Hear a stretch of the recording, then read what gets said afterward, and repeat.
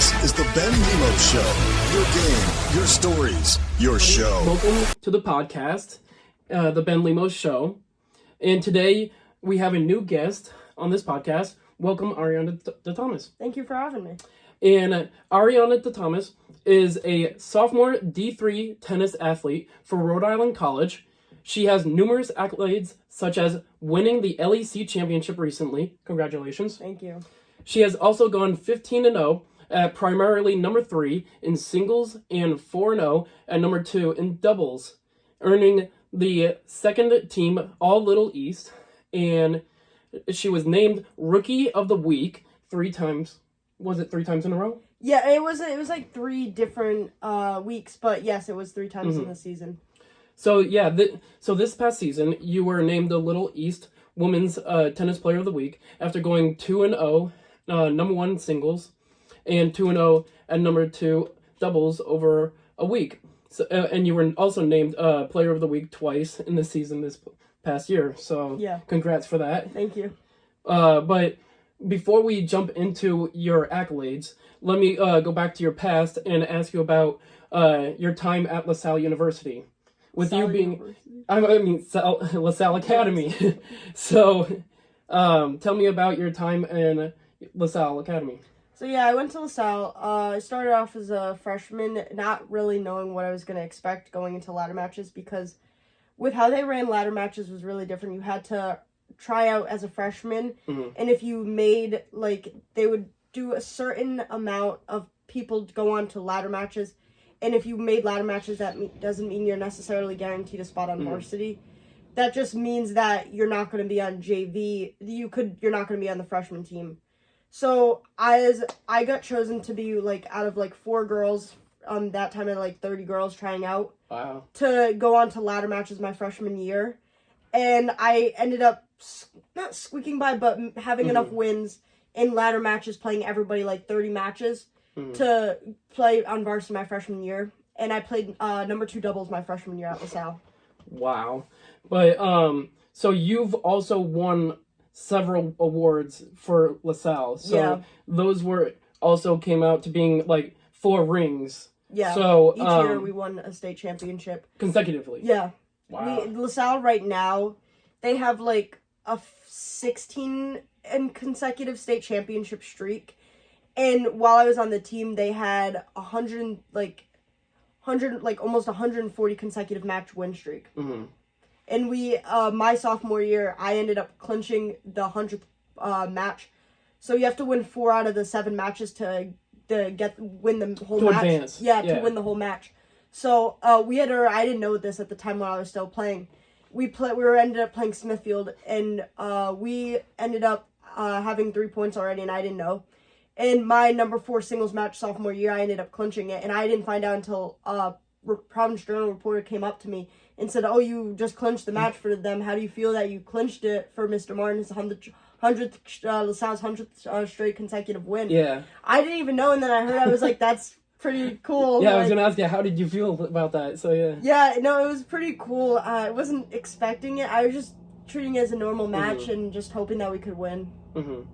But yeah, so, and what made you choose Rhode Island College after you've won all those rings and competitions? Yeah, no, that's a great question. I just really wanted to continue going on to playing tennis, and I was getting recruited from a lot of great schools. Colby Sawyer has another great tennis program that's also Division III. Oh, so you had a whole list of I was recruited colleges. From a bunch of D3 schools. I did get talked to the PC coach, which is Division I, but ultimately I just wanted to go where I wasn't going to be so stressed with managing sports and managing my academics, because academics is very important to me. I was actually going to ask you about that later, so hold on. So yeah, I wanted to be on a close-knit team, and then also continue to hopefully win, obviously. So going to Rhode Island College, they had great success in the past years. So the coach seemed really nice, and he seemed genuine. He really seemed interested in helping me. So. Yeah, so along with the lines of that, how did you feel adjusting from the high school style of playing and then the college, being a freshman? Yeah, it was definitely different, and it was hard because the style of play is a lot more competitive than I expected. D1 high school is very competitive and they all wanted to win. Mm-hmm. But when you go on playing like in high school, they're kind of silent on the court.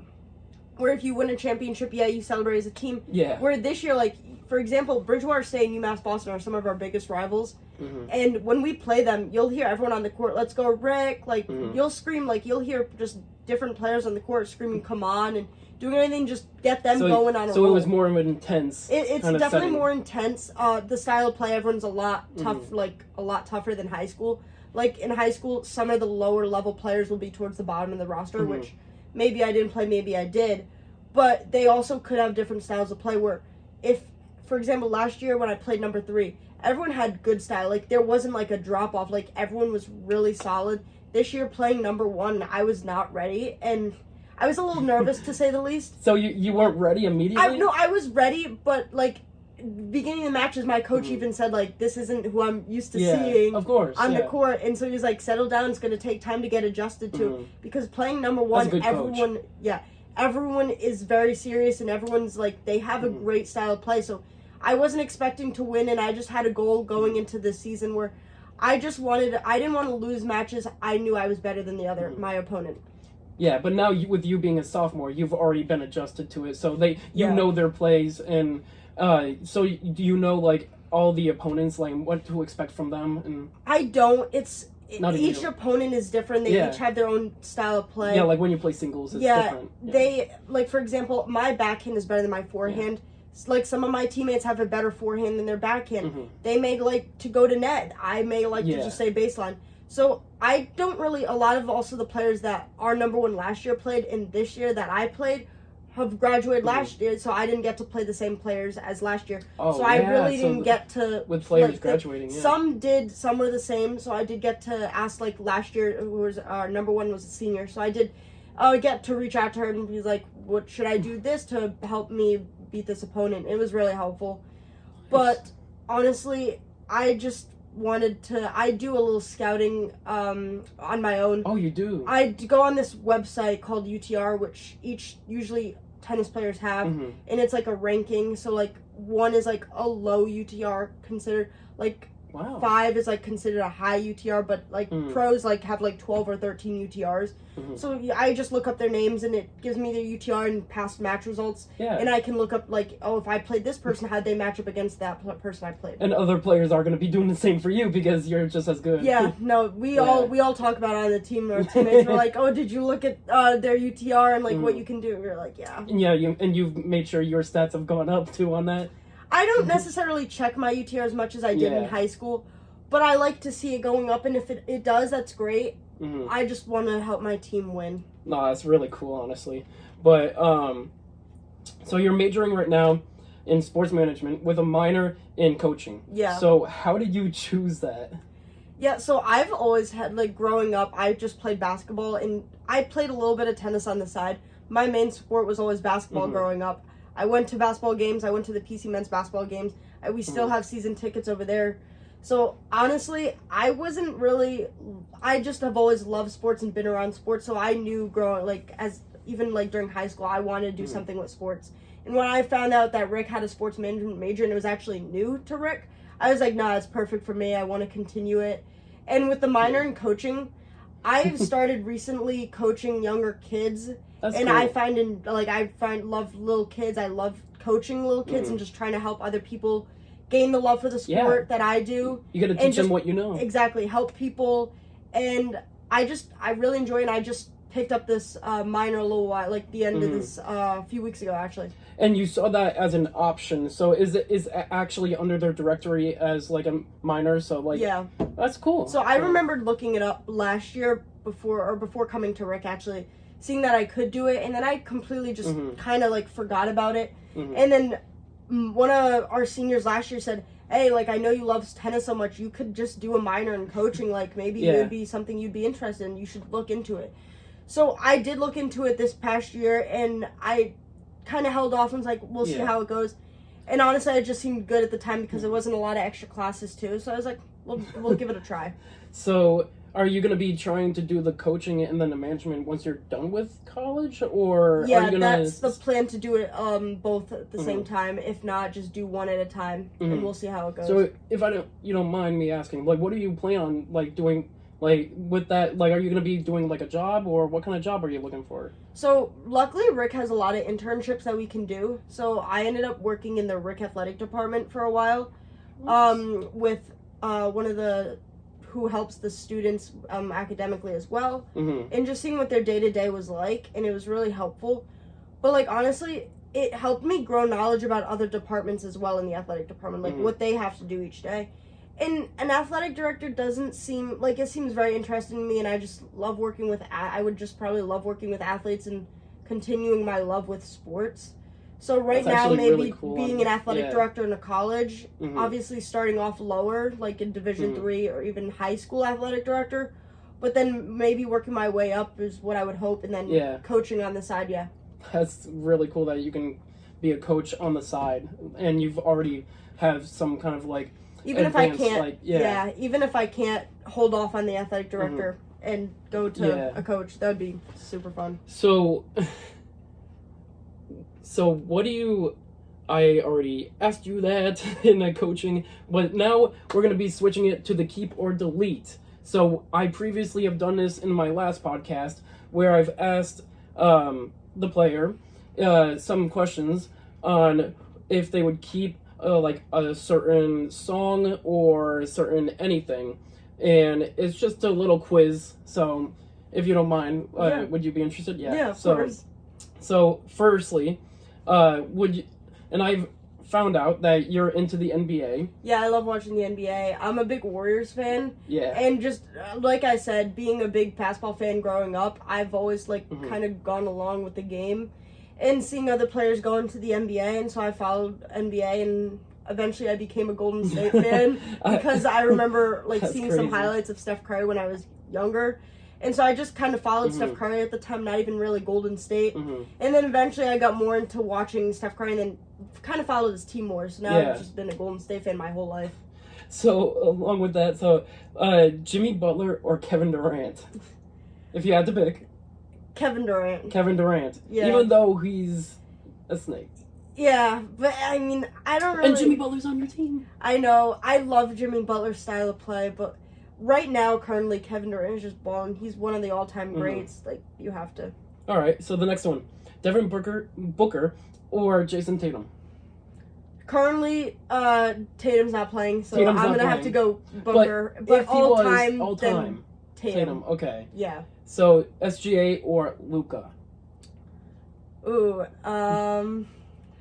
I don't really like either. I think SGA is a bit of a free throw merchant myself. Yes. And I think Luka's a little bit of the same. Yes. I just don't love the Lakers either. There's the part of the game you gotta decide. No, yeah, absolutely. I'll go Luka. I think he's very dynamic. He can do a lot with the ball. He's very underrated in my opinion defensively as well. Yeah. So I'll go Luka. So next one, Jokic or Giannis? It's a good one. I'll go Jokic. I like his passing ability to be able to pass like that as a big. And he can insanely shoot it the three too. To be able to shoot it with such a high rate that he is as 3-point shooter like him. Yeah. But Giannis can also drive like insane. But Giannis is unstoppable in so many ways. Anthony Edwards or Donovan Mitchell? Anthony Edwards. I like Anthony Edwards in a way of his temper. In a way, he kind of reminds me of Draymond with the temper. Yeah, extreme one. Thank God I did not add him on the list. But I like somehow that finds a way. He's just he kind of reminds me in a way on the court myself because he's very feisty. He cares a lot about that game, and you can see it in how he plays. And I like to think that I play with that same intention and intensity on the court. Victor Wembanyama or Karl Anthony Towns? Oh, Victor Wembanyama. He's gonna go down as probably a top 5 all-time player with what he's able to do, passing, rebounding, obviously, but like freakish being height. able to shoot like how tall he is and everything is not easy. And I've seen some videos of the POV from his angle. It literally looks like a mini hoop to him. I mean, I remember watching Steph Curry at the Olympics. Steph Curry hitting those crazy shots over him. I was like, that's just crazy. Like, I mentioned some. Cade Cunningham or Jaylen Brown? Jaylen Brown. Jaylen I Brown. like Jaylen Brown a little more than Cade Cunningham. I think Jaylen Brown is a bit more understandable of the game right now than Cade, but Yeah. I think they're both great. Jalen Brunson or Tyrese Maxey? Brunson. I mean, I've seen Brunson play in college as he went to Villanova, Yeah. but I think Brunson, because with how like the with being in the finals and eventually like falling to the Celtics, Mhm. but I think what he does as a shooter and a point guard is very Mhm. good. So for the next one, did I already ask you that? Jalen Brunson or Tyrese Maxey? That was Yeah, just so that. that was just now. So Zion or Chet? Well, Zion's been hurt a lot, so I'll go Shat Holmgren. Mm-hmm. Shat is very good. He's underrated Well, as well. he's also a because champion now, so. He is, yeah, but I think he's getting undersized by Mhm. Wemby, so I think they're still paying attention, but not as much because of Wemby. So So for the next one, Curry or LeBron? for the final finale. Curry, I got Curry. him. I have to. Now Curry or Michael Jordan? Curry. I'm a Golden Curry- State. I'm a Steph Curry- Curry fan. I have to. Curry or Kobe? Curry. Yep, and Curry, last but not least, Curry or Wilt. Curry. Thank you. Thank you for doing that challenge. Yeah.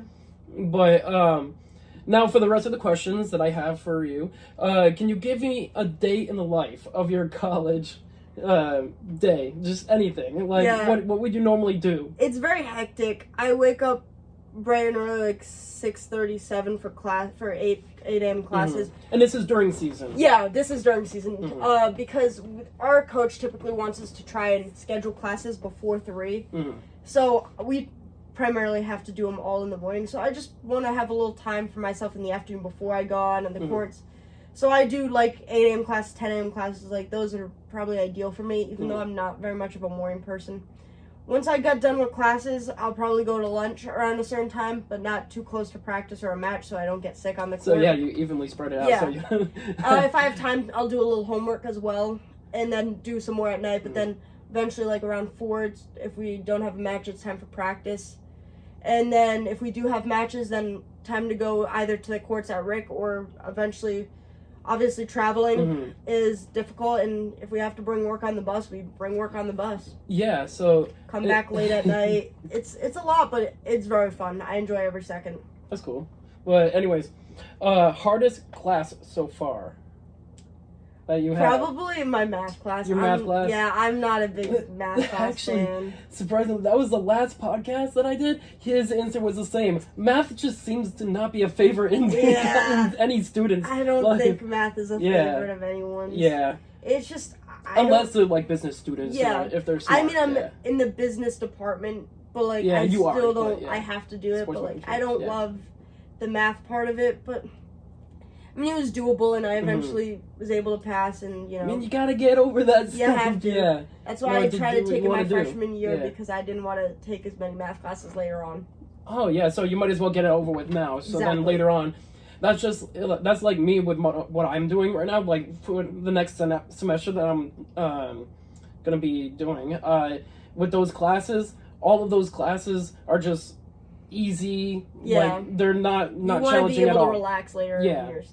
Yeah. But anyways, how do you balance that travel and your workouts and the schoolwork with all, like you told me about the times and that it just seems so like quick that you have to be moving. So how do you like space that out and like be able to manage it?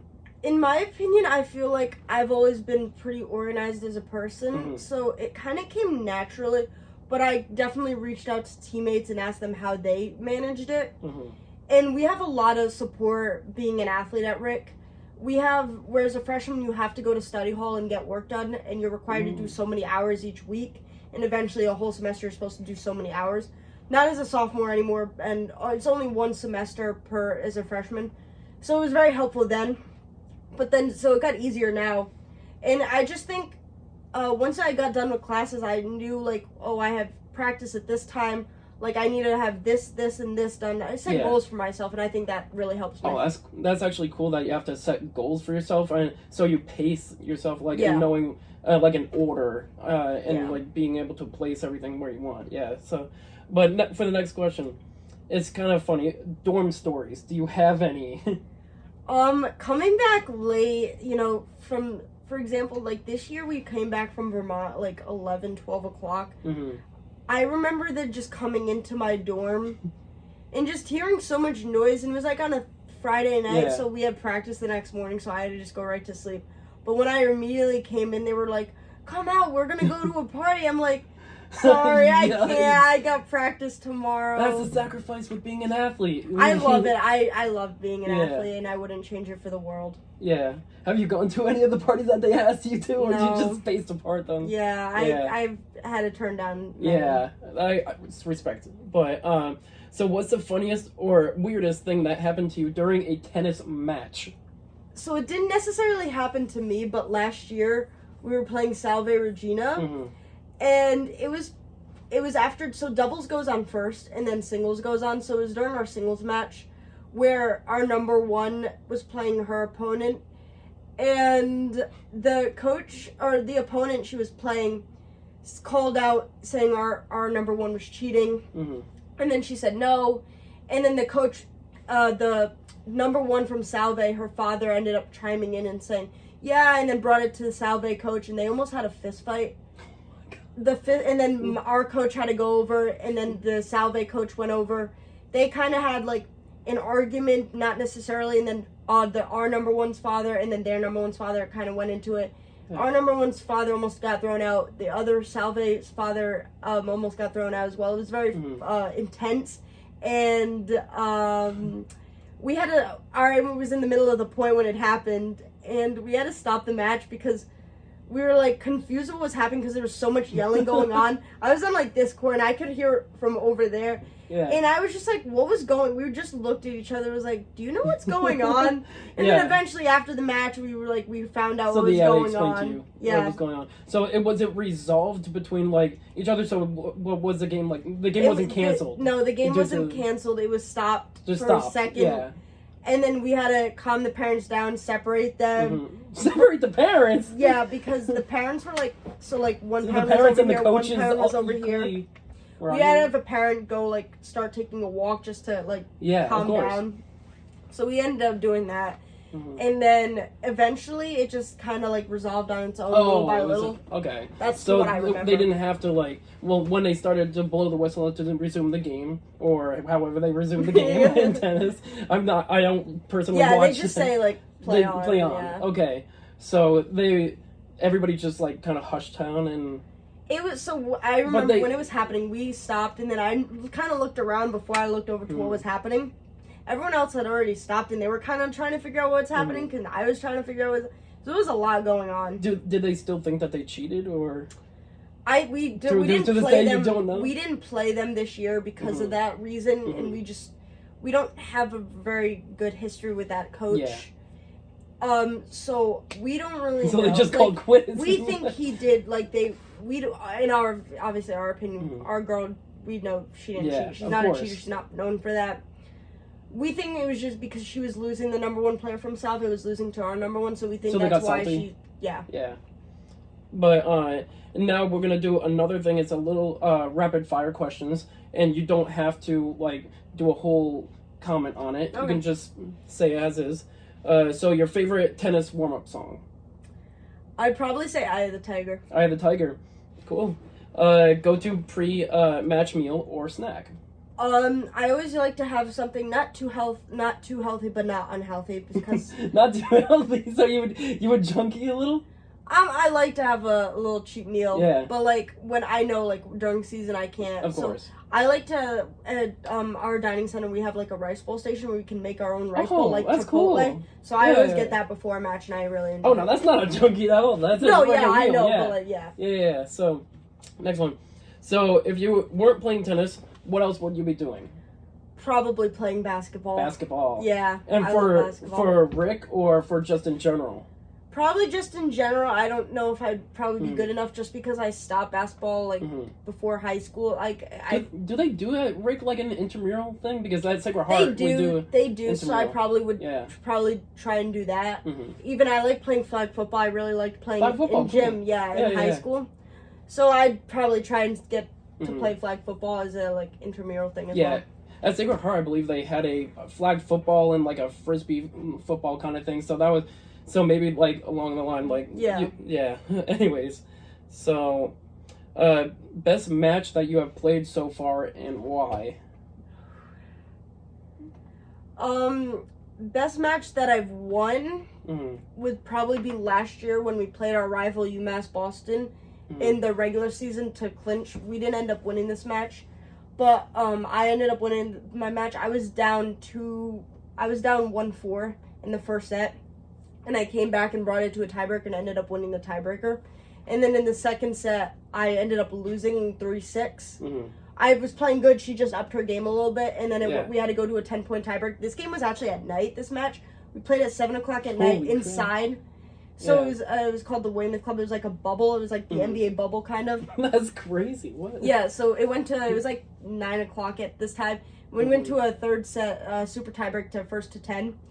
I ended up winning it, and it was very intense. Both of us, a lot of yelling and everything. Yeah. My match went probably like 2.5 hours. So my favorite one that I lost would probably be this year in the state championship when we played UMass Boston in the championship, or my doubles match in the championship this year, where I won my doubles match, lost my singles match to the best player in the conference. But I was happy with how I played, but. I just wanted to hold her off from winning as long as I can, and I did that, yeah. Well, so when you said that you were played for 2 hours, so I had to play a 3-hour match this year. Wow. Yeah, so, it's very intense, and in high school I wasn't. I didn't play 3-hour matches. I didn't I played maybe an hour, hour and a half. This year, you're gonna notice so different. You have to have snacks on the court with you, a banana, a granola bar, because you don't know. You need Gatorade. We love our trainer, and he always has Gatorade available for us. Oh, so you have a trainer with you at each game? Not each game, but not on the court with us. But yeah, we have a trainer who has a cooler outside the courts of Gatorade, where we can just tell our coach, hey, can you just grab me a great Gatorade, please? And they would grab a Gatorade for us. We have snacks on the court with us if we need them. And playing 3-hour matches is a lot different than playing in high school, where I was playing like an hour. It's very intense, physically demanding, and people don't realize sometimes you have to be very in shape. So after the games, you would normally be drenched and tired, right? So how would you recuperate? Yeah, I just try and get off my feet as quick as possible. Yeah. So as soon as I get back to my dorm, shower, get off my feet, go to dinner for a while. After I rest for a little while, go to dinner, come back, immediately just crash. Just crash and rest. Because I know ice baths would help, but I didn't take them because I didn't take them really at all. I'd take cold showers because that's a pretty good equalizer as well. Yeah. But just getting off my feet is a big thing, and just doing that was really helpful. Yeah, when I played soccer and stuff, they always told me to have bananas after you play. So I had a banana every day. I still have bananas every day. Yeah. Cramping is not fun. I have never because cramped. With you and your motions, I've come close to cramping in high school, but I haven't cramped yet at all in college. And I haven't gone to the athletic trainer yet for injury, so I'm praying to God that it stays like that. I came close this year. At the end of the year, I had a callus, and then it was almost forming into a blister. Jeez. And when I stepped, every time you could feel it, and it just wasn't comfortable. My gosh. And I was just in my head, I was just don't get hurt, don't get hurt, don't get hurt. Because once you get hurt, you're over. But I always have the mindset where if I get hurt, I've fallen quite a few times. This year in the championship, I fell diving for a ball. Yeah, you got to be tough. And to get back up. I got back up, and then eventually in the singles match, my coach saw me fall. Immediately was like, "Are you okay?" I was like, "Yeah, no, I'm good." Yeah. But I even if I do get hurt in a little bit, I'm in a little pain. After I kind of felt something in the back of my ankle, near my Achilles, but it wasn't.